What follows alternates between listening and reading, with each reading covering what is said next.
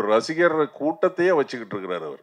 அது நேற்று கூட நீங்கள் கண் கூட பார்த்துருப்பீங்களே, ஏர்போர்ட்டில் துப்பாக்கி எடுத்துலாம் மிரட்டுறாங்கல்ல நீங்கள். இதை நான் உண்மையை சொன்னால் உங்களுக்கு கோவம் வந்துடும். எந்த தலைவராவது போகும்போது இந்த மாதிரி துப்பாக்கி எடுத்து காட்டியிருக்காங்களா? இல்லை, கேப்டன் வந்து எத்தனையோ இடத்துக்கு போயிருக்கிறாரு, அவரெல்லாம் இப்படிதான் வந்து கத்திய துப்பாக்கிலாம் எடுத்து காட்டிட்டு இருந்தாங்க கூட போனவங்க. இந்த அம்பிங்கிற வார்த்தை வந்து பிராமணால் பாஷை. அவர் ரோபோசங்கர் சாரும் சரி, நீங்களும் சரி அப்படி இல்லை. ஆனால் எப்படி அவரை இதில் கனெக்ட் பண்ணியிருக்கீங்க? இல்லை, அம்பி அப்படிங்கிறது அது பிராமின் பாஷை தான் சொல்ல முடியாது. பட் இருந்தாலும் அவங்க அதிகமாக உபயோகிக்கிற வார்த்தையா இருக்கலாம்னால அப்படி சொல்லலாம். தம்பியே அவங்க அம்பின்னு. நம்ம தம்பி. ஆமாம் ஆமாம், அவங்க அம்பி எங்களை மாதிரி தம்பிகளுக்கெல்லாம் பிடிக்கிற மாதிரி இருக்கும். ஆமாம் ஆமாம், 100% வந்து ஆமாம், எல்லாருக்கும் பிடிக்கிற தம்பி தான். ஆமாம், எல்லாரும் ரசிக்கிற தம்பி தான், no doubt. Sir robo sir, அது மாதிரி உங்களுக்கு ஒரு ஹீரோயினத்துக்கு 2 திருப்பி இது பண்ண கஷ்டப்பட்டான்னீங்க. ஃபைட் மாஸ்டர் ஃபைட்லாம் வச்சுருப்பாரு, ஹீரோவாக பண்ணியிருக்கீங்க. நீங்கள் என்ன தான் கதையின் நாயகர்னு சொன்னாலும் உங்களுக்கு வந்து நிறைய காமெடியன் ஹீரோ ஆகிறாங்க. ஆனால் உங்களுக்கு ஹீரோ ஃபேஸ் தான் நிச்சயமாக, அதுக்கேற்ற ஹைட் வெயிட்டும் கூட. அப்படிங்கிறப்போ கஷ்டப்பட்டேன்னு சொன்னீங்க. அது உடம்பு முடியாதனால ஃபைட் சீன்ஸ்லாம் எப்படி சமாளிச்சிங்க? அதை நாங்கள் பார்க்குறப்போ ரசிக்கிற லெவலுக்கு இருக்குமா? இல்லை, கண்டிப்பாக அதுக்கு ரொம்ப தேங்க்ஸ் வந்து ஃபைட் மாஸ்டருக்கு தான் சொல்லணும். நான் எப்போவுமே டான்ஸாக இருக்கட்டும், எனக்கு ரொம்ப பிடிச்சது டான்ஸு, ஃபைட்டாக இருக்கட்டும், நான் உட்காந்து அவங்க கம்போஸ் பண்ணும்போதே நான் உட்காந்தே ப்ராக்டிஸ் பண்ணிடுவேன். நான் சாங்லையும் சரி எதுனாலும் சரி, இப்போ காமெடினா இந்த இடத்துல இப்படி தான் யூஸ் பண்ண போகிறாங்க, அதுக்கு நம்ம தயாராகிக்கணும் அப்படின்னு நான் மைண்ட் லெவலில் ஃபிக்ஸ் ஆகி உட்காந்துக்கிட்டு டான்ஸு ஃபைட்டு எதுவாக இருந்தாலும் நான் அவங்க ரிஹர்சல் பார்க்கும்போது நானும் அப்படி ரிஹர்சல் பார்த்துருவேன். அந்த மாதிரி எல்லாமே சிங்கிள் டேக்கில் போனது தான். அதனால தான் 3 ஃபைட்டை வந்து ஒரே நாளில் முடிச்சு கொடுத்தாரு. ஸோ அது ரொம்ப கம்ஃபர்டான மாஸ்டர் தான். ரோபோ சார் வந்து ரொம்ப நாளைக்கு அப்புறம் ஒரு நீட்ஃபுல்லான ஸ்பீச் இன்றைக்கி உங்களோடது. தேங்க்யூ. முதல்ல வாழ்த்துக்கள். ஏன்னா உங்களுடைய மினி பயோகிராஃபியாகவே நீங்கள் சொல்லிட்டீங்க. ஏன்னா வந்தால் ஜாலியாக ஏதோ காமெடிக்கு ஏதோ பேசிட்டு போவீங்க, அது சில நேரம் கான்ட்ரவர்சியாகவும் ஆகும். ஆனால் இன்றைக்கி வந்து ரொம்ப நீட்ஃபுல்லாக பேச்சு இருந்துச்சு. இதே மாதிரி நீங்கள் கண்டினியூ பண்ணுங்கள், வாழ்த்துக்கள். நன்றி நன்றி. அப்புறம் டைரக்டர் சாருக்கு சார், பெரிய பெரிய கோடிக்கணக்கான பட்ஜெட்லேயும் காமெடி படம் எடுக்கிறாங்க. கோடிக்கணக்கான செலவு பண்ணி அந்த பட்ஜெட்லேயும் காமெடி படம் தான் எடுக்கிறாங்க. ஸோ அது வந்து பெரிய பட்ஜெட்டு, பெரிய சீனு, பெரிய ஸ்டாரு, இதை வச்சு அவங்களால ஈஸியாக சிரிக்க வைக்க முடிஞ்சிருது. இதில் நீங்கள் என்ன பண்ணிடுறீங்க சிரிக்க வைக்கிறதுக்கு? ஒரு சின்ன பட்ஜெட்டில் என்ன வச்சுருக்கீங்க? இல்லை, பட்ஜெட் அப்படின்றது வந்து ஒருவேளை ப்ரொடக்ஷன், அது நம்பர் ஆஃப் டேஸ், அதை வேணால் நீங்கள் இது பண்ணலாம். ஆர்டிஸ்ட் அப்படின்னு பார்க்கும்போது இதுவும் பெருசு தான். இது ஆர்டிஸ்ட்னு பார்க்கும்போது எல்லாருமே பெரிய பெரிய ஜாம்பவான்கள் தான் நடிச்சிருக்காங்க. அப்படி பார்க்கும்போது இதுவும் வந்து ஒரு ஸ்க்ரீனில் நீங்கள் பார்க்கும்போது ஒரு பெரிய படமாக தான் இருக்கும். வந்து எல்லாரோடைய பர்ஃபார்மன்ஸும் இந்த கதைக்குள்ளேயே இருந்துச்சு. இந்த கதையை தாண்டி யாரும் போகலை. எல்லாமே இந்த கதைக்கு என்ன வேணுமோ அதுதான் பண்ணாங்க. ஸ்பாட்டில் எல்லாருமே இம்ப்ரூவைஸ் பண்ணி, பேப்பரில் இருக்கிறத விடவே அவங்க ஸ்பாட்டில் ரமேஷ் கண்ணா சார்லேருந்து, இமான் அண்ணாச்சி அண்ணன்லேருந்து, கஞ்சா கருப்பு அண்ணன்லேருந்து, ரோபோலேருந்து, நமோ நாராயணா சார்லேருந்து அவ்வளோ ஒரு டெடிகேஷனோட இம்ப்ரூவைஸ் பண்ணி இதை இப்படி பண்ணிக்கலாம், நீங்கள் எப்படி பேசுகிறீங்களா, சரி நான் அதுக்கு தகுந்த மாதிரி இப்படி ஒன்று பேசுகிறேன் அப்படின்னு ரொம்ப ஜாலியாகவே இருந்தது. வந்து ரொம்ப ஈஸி தான். பெரிய பட்ஜெட் படங்களுக்கு ஒருவேளை அவங்க நிறைய செலவு அப்படி அந்த வேணாம், அதை பெரிய பட்ஜெட்னு சொல்லலாம். பட் இதுவும் அந்த மாதிரி தான். ஆர்டிஸ்ட் நிறைய பேர் இருக்கிறதுனால இதை பெரிய பட்ஜெட்னே சொல்லலாம். ஸ்க்ரீனில் பார்க்கும்போது அவ்வளோ பேக்டாக இருக்கும். வந்து காமெடிக்கு இது 100% சின்ன பட்ஜெட் பெரிய பட்ஜெட்லாம் இல்லை. ஆமாம். அடுத்து தொகுப்பாளி நீங்கள் தான் கேள்வி. நீங்கள் எங்கள் எல்லாத்துக்கும் வந்து ரிப்போர்ட்டர்ஸுக்கெல்லாம் வந்து நல்லா அட்வைஸ் பண்ணீங்க வெயில் காலத்தில் எப்படி இது பண்ணுன்ட்டு. நீங்கள் போட்டிருக்க உடை கூட வெயிலுக்கான உடைன்னு நினைக்கிறேன், கரெக்டாக? புரியுதா? கொஞ்சம் தெளிவாக கேட்க முடியுமா? அதாவது வெயிலுக்கு நிறைய தண்ணி குடிக்கணும், அந்த மாதிரி நிறைய அட்வைஸ் பண்ணீங்க. நீங்கள் அணிந்திருக்கிற உடை வெயில் காலத்துக்கு ஏற்ற மாதிரியான உடைன்னு நான் நினைக்கிறேன், கரெக்டா? அதுக்கான என்னுடை பற்றி நான் ஏன் இல்லை, நீங்கள் அணிந்திருக்கிற உடை வெயிலுக்கு சரியான உடையா அப்படின்னு கேட்குறேன். அது சரியான உடையா இல்லையான்னு. நம்ம என்ன டாபிக் பேசிட்டு இருக்கோம்? அம்பி அப்படின்ற ஒரு படத்தோட பிரஸ் மீட்காக நீங்க அம்பியல் படத்தை விட்டு தாண்டி பேசுனீங்களா? சார் வந்து ஹீரோ சார் மென்ஷன் இல்ல ஹீரோ சார் மென்ஷன் பண்ணாங்க இது மாதிரி அவருக்கு உடம்பு சரியில்லாம போச்சு 2 வருஷம் ஜாண்டிஸ்ல இருந்தேன் பத்திய சாப்பாடுலாம் சாப்பிட்டேன்னு சொன்னாங்க அதனால நான் அவங்க பேசினதுக்கு அப்புறம் ஒரு இது சொல்லணும் இல்லையா அதுக்காக ஒரு அட்வைஸ் இப்படி பண்ணீங்க. சாப்பிட்டு உடம்பு பாத்துக்கணும் அப்படின்றது நம்ம பாத்துக்கணும் நம்மள ஹெல்த் இஸ் வெல்த் அதுக்கும் நான் அணிஞ்சிருக்க உடைக்கும் என்ன நான் உடைய சம்பந்தம்? தப்பா சொல்லலையே. நீங்க அணிந்திருக்கிற உடை வெயிலுக்கு ஏற்ற உடையா, சரியான உடையான்னு கேட்டேன். ஆமான்னு சொல்லலாம், இல்ல இல்லைன்னு சொல்லலாம். இல்ல இந்த கேள்விக்கு எனக்கு பதில் சொல்ல தெரியல சாரி சரி ரைட். ஸோ சார் நீங்க எல்லாரும் பயங்கரமா என்ன வந்து சாரி சார் யா சரி எல்லாரும் அதிகமா என்ன பாராட்டினீங்க நடிக்கணும் அப்படியெல்லாம் சொன்னீங்க ஸோ நான் இப்போ சின்ன சின்ன கேரக்டர்ஸ் பண்ணிட்டு இருக்கேன் படங்கள்ல ஃபிலிம் ஃபெஸ்டிவல் படங்கள்ல கதையின் நாயகியாகவும் நடிச்சிட்டு இருக்கேன் ஸோ இன்னைக்கு நீங்க சொல்ற வார்த்தைகள்லாம் எனக்கு ரொம்ப சந்தோஷமாகவும் இன்னும் நிறைய எஃபோர்ட் போடணும் இன்னும் நிறைய ஹார்ட் ஒர்க் பண்ணணும் அப்படின்ற ஒரு பூஸ்டாகவும் இருக்கு thank you so much for that sir thanks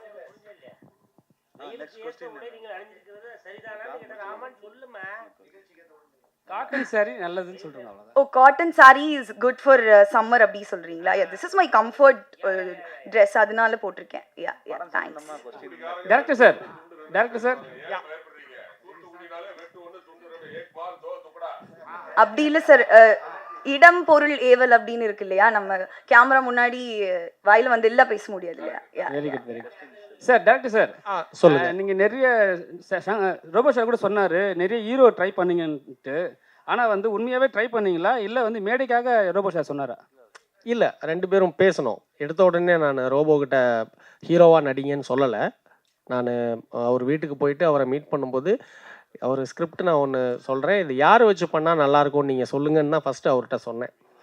அப்போவே எனக்கு ஒரு இது இருந்துச்சு, நல்லா ஒரு வெயிட்லாம் ரெடியூஸ் பண்ணி அந்த டைமில் இந்த நமக்கு இதுக்கு இவரே பண்ணால் நல்லாயிருக்குமே, ஒரு 40 இயர்ஸ் ஹீரோ அப்படின்னும் போது ஒரு கூட பிறந்த குட் அப்பா இப்போ குட்டு தாத்தா ஆயிட்டாரு. ஆமாம் ஆமாம் அது உண்மைதான். அது வந்து உண்மையிலே தாத்தா வராரு கதரை விட போகிறாருங்கிறது ரோபோவுக்கு தான் கரெக்டாக இருக்கும். ஏன்னா வந்து இந்த படத்தில் உண்மையிலே வந்து கரெக்டு தான் நீங்கள் சொல்கிறது. ரோபோ சார் மனைவி அனுமதி இதெல்லாம் இறைவன் கொடுத்த வர மாதிரி சொன்னீங்க. ஆனால் வந்து நீங்கள் வந்து பெண் குழந்தைய வந்து ரொம்ப வந்து கொஞ்சுறீங்க. இப்போ வந்து உங்களுக்கு நீங்கள் வந்து நல்ல அப்பா நல்ல தாத்தா நல்ல கணவர். இப்போ வந்து உங்களுக்கு படம் வந்து நல்ல ஒரு ஹீரோ மெட்டீரியல் ஆயிட்டீங்க. எப்படி பார்க்குறீங்க இதை? இல்லை, இது எல்லாருக்கும் இந்த இளம் வயதில் தாத்தா அப்படிங்கிறது கிடைக்காது. அது இறைவன் கொடுத்த வரம் எனக்கு. இப்போ என் மனைவியும் சரி மகளும் சரி என் பேரனோட நான் செலவழிக்கிற நேரம் ஒவ்வொன்றுமே பொன்னான நேரம்தான். அதே மாதிரி சினிமாவை நான் ரொம்ப நேசிக்கிறவன், கலையை ரொம்ப நேசிக்கிறவன், மேடைக்கு ரொம்ப வந்து மரியாதை கொடுக்குறவன். சில மேடைகளில் தான் வந்து நம்ம சும்மா ஜாலியாக பேசுவான்னு சொன்ன மாதிரி இன்னைக்கு உண்மையில் அண்ணனுக்கு ரொம்ப நன்றி. பின்னாடி தொப்பி போட்டிருக்காருல்ல அண்ணே, ரொம்ப நன்றி. இந்த மாதிரி ஒரு வார்த்தை வருமானு நிறைய மேடைகள் நான் எதிர்பார்த்துருக்கேன். இன்றைக்கி ஒரு பத்திரிகையாளர் வந்து ரொம்ப நீட்டாக அழகாக பேசியிருக்கீங்க அப்படின்னு சொன்னது எனக்கு ரொம்ப ரொம்ப சந்தோஷம். ஒட்டுமொத்த பத்திரிகை அண்ணனுக்கும் என்னோட மனமார்ந்த நன்றி. சார் இந்த கேள்வி வந்து டைரக்டர் ரோபோ சார் உங்கள் 2 பேருக்குமே. ஆக்சுவலாக ரோபோ வந்து கமல் அவருடைய சிஷ்யன் பக்தன் அப்படிலாம் சொன்னாங்க. கமல் சார் என்ன பண்ணுவாருன்னா அவருக்கு ஈக்குவலாக அவருக்கு சவாலாக இருக்கிற நடிகர்களை படத்தில் போட்டு அவங்களோட வேலை பார்ப்பார். அதில் அவரும் ஒரு இதை காமிப்பார். கூட நடிக்கிறவங்களும் பெரிய லெவலில் நடித்து கொடுப்பாங்க. இந்த படத்துலையும் பார்த்தீங்கன்னா இமான் நச்சி, மீசை ராஜேந்திரன், ரமேஷ் வைத்தியா சார், கஞ்சா கருப்பு எல்லாருமே, மோகன் வைத்தியா சார், கஞ்சா கருப்பு எல்லாருமே ஒரு பிரமாதமான நடிகர்கள். இந்த நட்சத்திர தேர்வில் ஏன்னா நீங்கள் வந்து ஹீரோவே யாரை போடலான்னு அவர்கிட்ட கேட்டதாக சொன்னார் இங்கே பேசுகிறப்போ. ரோபோ சாரோட பங்கு இருந்ததா? ஏன்னா இந்த மாதிரி சவாலாக நடிக்கணுங்கிறதுக்காக, இல்லை நீங்கள் மட்டுமா நட்சத்திர தேர்வு? ஏன்னா இந்த அக்கா கேரக்டர் கூட அவங்கள பார்த்துருக்குறோம், ஆனால் ரொம்ப ஃபெமிலியராக தெரியாதுன்னு வச்சுக்கோங்களேன். சீரியல் அந்த மாதிரி பார்த்த மாதிரி ஞாபகம் இருக்குது. ஆனால் இதில் வந்து அவங்களெல்லாம் போட்டிருக்கிறப்ப தான் அவங்க இங்கே உட்காந்துருக்கப்பே பல அபிநயங்கள் பிடிக்கிறாங்க. ஸோ அதில் ஏதாவது அவருடைய பங்கு இருக்குதா அப்படிங்கிறது தான் கேள்வி. இல்லை நாங்கள் 2 பேரும் டிஸ்கஸ் பண்ணி தான் காஸ்டிங் எல்லாம் பண்ணணும். இருந்தாலும் ரொம்ப ஒரு இது பண்ணலை. நான் இது இப்போ ஒரு வச்சுக்கலாம், ரமேஷ் கண்ணா சார் இந்த கேரக்டர் பண்ணட்டும், இது இமான் அண்ணாச்சி பண்ணட்டும், இது அப்படின்னு சொல்லும்போது எல்லாமே ரைட், ஓகே சார், அப்படியே இருக்கட்டும் அப்படின்னு. அதே மாதிரி செட்லேயும் அந்த இதெல்லாம் இல்லை, ரொம்ப ஈஸியாக தான் இருந்தது. யாரையும் ஓவர்டேக் பண்ணணும்னு நினைக்கல, யாரையும் இது பண்ணலை.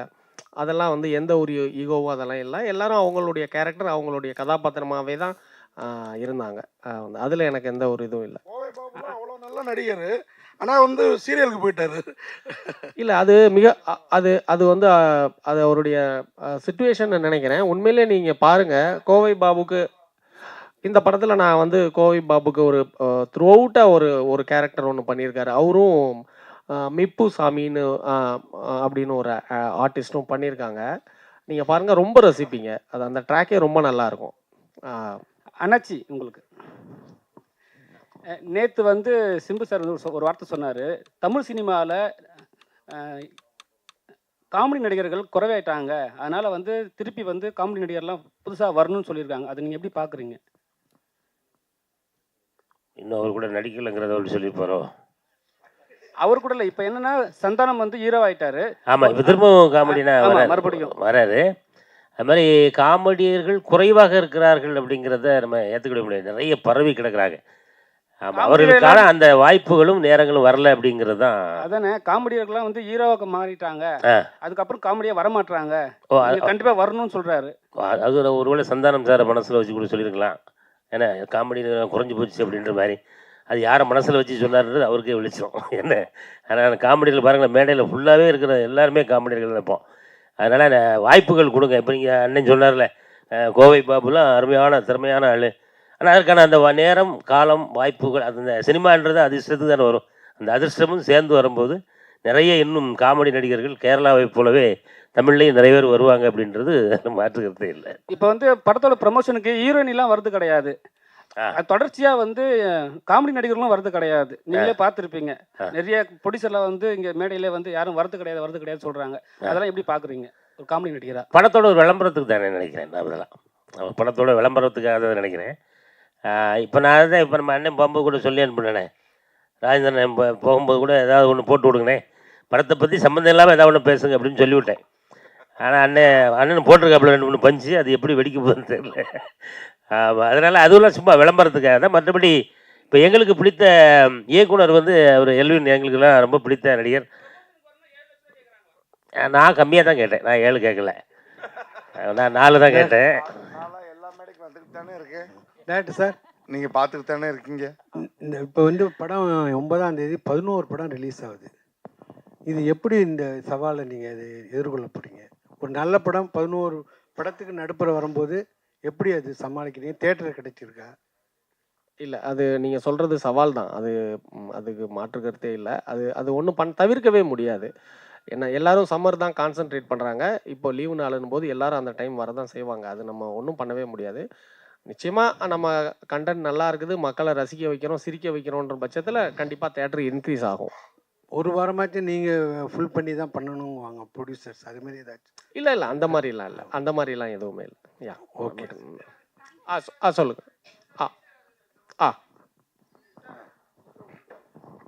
சொல்லுங்க சார்.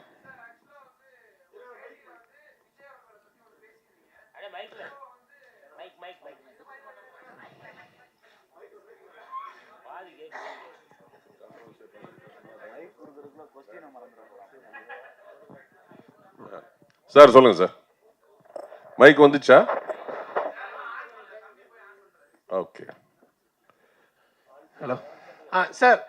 சார் ஆல்ரெடி வந்து ஒரு பேட்டியில் வந்து விஜய் அவர்களை பற்றி பேசியிருந்தீங்க. இப்போ என்னடானா படத்தில் ஒரு விஷயம் ஒன்று பேசணுன்றதுக்காக அவர் வந்து ஜனநாயகன் நடிக்கிறாரு, நான் வந்து மக்கள் நாயகன் அப்படின்னு நடிக்கிறேன் அப்படின்னு சொல்கிறீங்க. அப்படி விஜய் அவர்களை நீங்கள் எப்படி பார்க்குறீங்க? இல்லை அவருக்கு ஏதாவது போட்டியாக வரணுமா? இல்லை சார் அவருக்கு போட்டியாலாம் நான்லாம் வர முடியுமா சார்? இல்ல அவரை பத்தி பேசினாதான் அப்படிலாம் கிடையாது சார். அதெல்லாம் இல்ல, இப்ப ஆல்ரெடி அவரை பத்தி பேசியே நிறைய பேர் பெரிய ஆள் ஆயிட்டு இருக்காங்க. அப்படிலாம் கிடையாது. அந்த மாதிரி நான் ஆல்ரெடி பெரிய ஆள் தான் சார். 6 அடி 3 சென்டிமீட்டர் இருக்கேன் சார். 106 கிலோ இருக்கேன் சார். நான் ஆல்ரெடி அவரோட வெயிட், அவரோட ஹைட்டு சார். அதாவது அவர் மிகச்சிறந்த நடிகர், மாற்று கருத்தே கிடையாது. ஏன்னா 92லேருந்து இன்னைய வரைக்கும் வந்து தமிழ் சினிமாவில் ஒரு முக்கியமான ஒரு உச்ச நட்சத்திரம்.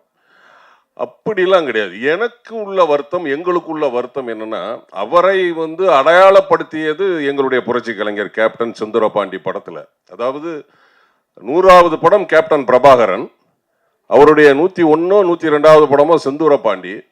செந்தூர பாண்டியில வாய்ப்பு கொடுத்ததுக்கு அப்புறம் தான் பட்டி தொட்டியெல்லாம் விஜய் சார் வந்து தெரிஞ்சார். எங்களுக்குள்ள ஒரு ஏக்கம், அது ஒவ்வொருடைய கேப்டனுடைய ரசிகர்களுக்கும் தொண்டர்களுக்கும் உள்ள ஏக்கம் என்னன்னா, தலைவர் அவர்கள் உடல்நிலை சரியில்லாத போது வந்து பார்க்கலே அப்படிங்கிற வருத்தம் தான் எங்களுக்கெல்லாம். எங்களுக்கு அவர் வந்து போட்டியே கிடையாது. கேப்டன் அவர்களே வந்து உடல்நிலை சரியில்லாத போது அவர் வந்து பார்த்துருக்கணும். ஏன்னா நீ அந்த அந்த படத்தில் பார்த்தீங்கன்னா செந்தூர பாண்டியில கேப்டன் அவர்கள் சும்மா இருப்பார், விஜய் சார் வந்து ஆக்ஷன் பண்ணுவார், ஃபைட் பண்ணுவார். அந்த ஒரு பெருந்தன்மை எந்த ஹீரோக்குமே வராது. 100 படத்துக்கு மேலே அவர் நடித்து 100வது படம் சூப்பர் ஹிட்டு கேப்டன் பிரபாகரன். அடுத்த படத்தில் வந்து சும்மா உட்காந்துட்டு ஃபைட் பண்ண வைக்கிறாருன்னா அது எவ்வளோ பெரிய விஷயம். இப்போ எங்களுக்கு வந்து விஜய் சார் அது ஒரு சின்ன வருத்தம் தான். இப்போ எங்கள் அந்நியார் கூட வந்து எங்கள் விஜய் சாரை பற்றிலாம் எதுவும் பேசாதீங்கன்னு எனக்கு வந்து கூப்பிட்டு நேரடியாகவே அட்வைஸ் பண்ணாங்க. எங்களுக்கு இருந்தாலும் மனசு கேட்கல, கேப்டன் அவர்களை வந்து பார்க்கலையே அப்படிங்கிற ஒரு ஏக்கம் தான் தவிர, மற்றபடி விஜய் சாரை வந்து நம்ம அண்டர் எஸ்டிமேட்டே பண்ண முடியாது. ஏன்னு கேட்டிங்கன்னா இன்றைக்கி ஒரு ரசிகர் கூட்டத்தையே வச்சுக்கிட்டு இருக்கிறார் அவர். அது நேற்று கூட நீங்கள் கண் கூட பார்த்துருப்பீங்களே, ஏர்போர்ட்டில் துப்பாக்கி எடுத்துலாம் மிரட்டுறாங்கல்ல நீங்கள். இதை நான் உண்மையை சொன்னால் உங்களுக்கு கோவம் வந்துடும். எந்த தலைவராவது போகும்போது இந்த மாதிரி துப்பாக்கி எடுத்து காட்டியிருக்காங்களா? இல்லை கேப்டன் வந்து எத்தனையோ இடத்துக்கு போயிருக்கிறாரு, அவரெல்லாம் இப்படிதான் வந்து கத்திய துப்பாக்கிலாம் எடுத்து காட்டிட்டு இருந்தாங்க கூட போனவங்க. இல்லை வேற தலைவர்கள், அம்மையார் ஜெயலலிதா போகும்போதோ, டாக்டர் கலைஞர் அவர்கள் போகும்போதோ, இல்லை வேற தலைவர்கள் போகும்போதோ இந்த மாதிரி காட்டினாங்களா? நம்ம இப்போதானே நேரடியாக பார்க்குறோம். அதுதான் எங்களுக்கு வருத்தமாக இருக்குது. அந்த கலாச்சாரம் எங்களுக்கு வந்து கஷ்டமாக இருக்குது. ஏன்னா நாங்கள் வந்து எப்போதுமே கேப்டன் வழியில் வந்தவங்க, வெட்டு ஒன்று துண்டு ரெண்டு, உண்மையாக பேசுவோம், ஸ்ட்ராங்காக பேசுவோம். கேப்டன் அதுவும் ஏன் பயப்படுறீங்க, உண்மையை பேசுங்க அப்படின்னு தான் சொல்லுவார். நாங்கள் அதைத்தான் வந்து நாங்கள் வந்து சொல்கிறோமே தவிர எங்களுக்கும் அவருக்கும் போட்டியே கிடையாது. அவர் மிகப்பெரிய ஒரு நடிகருங்க. இந்த இடத்துக்கு அவர் வந்திருக்காருன்னா அதெல்லாம் சாதாரண விஷயம் கிடையாது. அவருடைய உழைப்பு, எத்தனை ஃபேன்ஸ் இன்னைக்கு வந்து தமிழ்நாடு, ஆந்திரா, கர்நாடகா, கேரளா 4 ஸ்டேட்டில் எவ்வளோ ஃபேன்ஸ் அவரை வச்சுட்டு இருக்கிறார். நாம் போய் அவருக்கு போட்டியாக சொன்னோம்னா அதெல்லாம் வந்து ரொம்ப அபத்தமான விஷயம். ஏன்னா நானும் அவர் கூட ஒரு 7 படம் நடிச்சிருக்கிறேன். ஸோ வந்து அவரை வந்து நம்ம வந்து போட்டின்லாம் நாங்கள் ஏற்றுக்க முடியாது. அது வந்து கேள்வியே வந்து ரொம்ப இதாக இருக்குது. பட் எங்களுக்கு வருத்தமாக தான், கேப்டனை வந்து அவர் சந்திக்க வரலையே அப்படிங்கிற ஒரு வருத்தமாக தவிர வேற எதுவுமே கிடையாது. சார் ரோபோ சார் பொதுவாக விக்ரம் சாரோட கேரக்டர் நேம் தான் டைட்டில் அம்பின்னு வச்சுருக்கீங்க. ஸோ எஸ்கே சார் வந்து ரெமோன்னு வச்சு அது பயங்கர பிளாக் பஸ்டர் ஆயிடுச்சு. ஸோ இந்த அம்பிக்கு எந்த அளவுக்கு நீங்கள் எஃபர்ட் போட்டிருக்கீங்க, எந்த அளவுக்கு பயங்கரமாக வந்திருக்கு? இல்லை, அம்பின்ற ஒரு பேரே வந்து ஒரு சாதுவான கேரக்டர் தான். அது எதை பார்த்தாலும் பயப்படும், ரொம்ப சாதுவான கேரக்டரு. ஸோ அந்த மாதிரி ஒரு சாதுவான கேரக்டர் பண்ணக்கூடிய விஷயங்கள் ஆப்போசிட்டில் எவ்வளோ ப்ளஸ்ஸாக மாறி அந்த ஹீரோவுக்கு அடாப்ட் ஆகுது அப்படிங்கிறது தான் கதை. ஸோ என்னால் முடிஞ்ச அளவுக்கு பண்ணியிருக்கேன். அதுக்கப்புறம் இயக்குனரும் மக்களும் சொல்லணும். ஆங்கர் உங்களுக்கு ஒன்று. ஸோ நீங்கள் வந்து அட்வைஸ் பண்ணீங்க, எங்கள் ஹெல்த்தை பற்றி பயங்கரமாக அட்வைஸ் பண்ணீங்க. ஸோ சம்மரோ வின்ட்ரோ ட்ரெஸ்ஸு போகிறோமான்றது தான் மேட்ரு, என்ன ட்ரெஸ்ஸு போடுறன்ற மேட்ரு கிடையாது. ஸோ நீங்கள் பயங்கரமாக பண்ணிருக்கீங்க, பயங்கரமாக பண்ணுங்க, super, thanks. Thank you so much sir. நான் 22 படங்கள் பண்ணியிருக்கேன் சார். 2020 தான் நடிக்க ஆரம்பித்தேன். சைரனில் ஜெயம் ரவி கூட நடிச்சிருக்கேன். ஸோ 150 படத்துக்கு மேலே டப்பிங் பண்ணியிருக்கேன்.